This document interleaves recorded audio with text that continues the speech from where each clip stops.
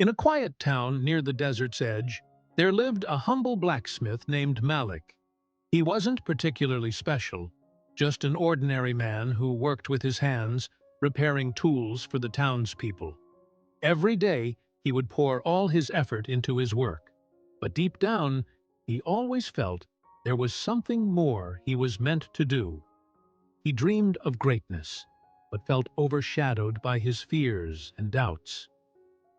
One late afternoon, as Malik walked home through the dusty streets, he stumbled upon something unexpected. A small bird, trembling in the dirt. Its wing was broken, and it looked helpless. Malik bent down to examine it, unsure of what to do.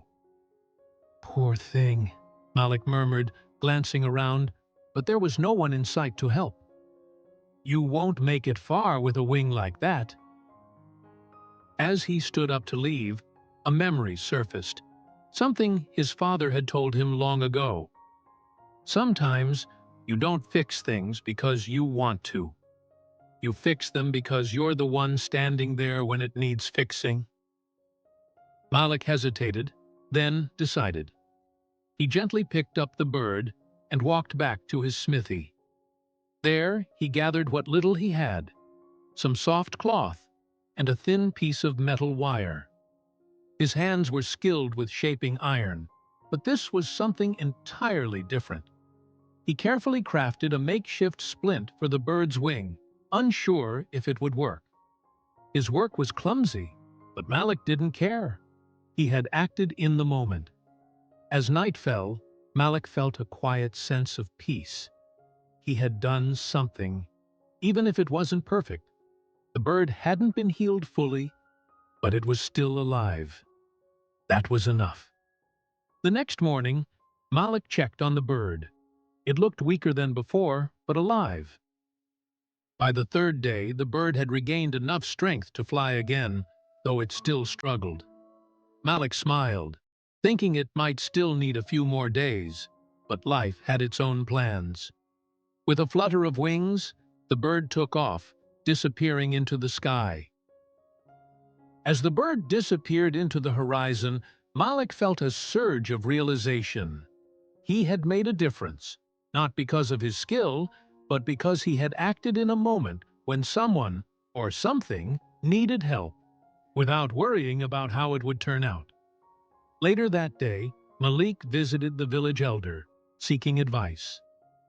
"You've been quiet lately," the elder observed. "What's on your mind?" Malik shared his thoughts.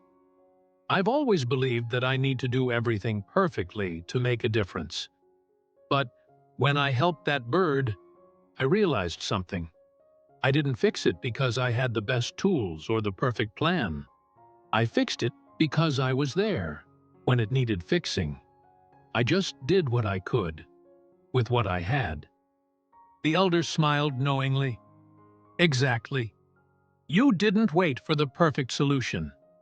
You acted because the situation needed you to. And that, Malik, is true strength." Malik nodded. He had always waited for the perfect moment, for everything to align before taking action. But now, he realized that the strength didn't come from waiting for things to be perfect. It came from stepping forward when something needed to be done. In life, we often feel the pressure to wait for the perfect moment before we act. We think we need all the right answers, the right tools, and the perfect plan. But the truth is, strength doesn't come from perfection.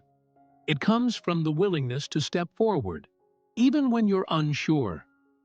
Malik learned that sometimes you don't fix things because you want to, but because you're the one standing there when it needs fixing. It's about showing up in the moment, doing what you can, and trusting that even small efforts can lead to change. So, don't wait for everything to be perfect. Don't wait for the perfect conditions or for all the answers. Act when the opportunity arises. Even if you feel weak or uncertain, your willingness to try is what will lead you to strength. And in doing so, you might just make a bigger difference than you ever imagined. Thank you so much for watching, and stay happy.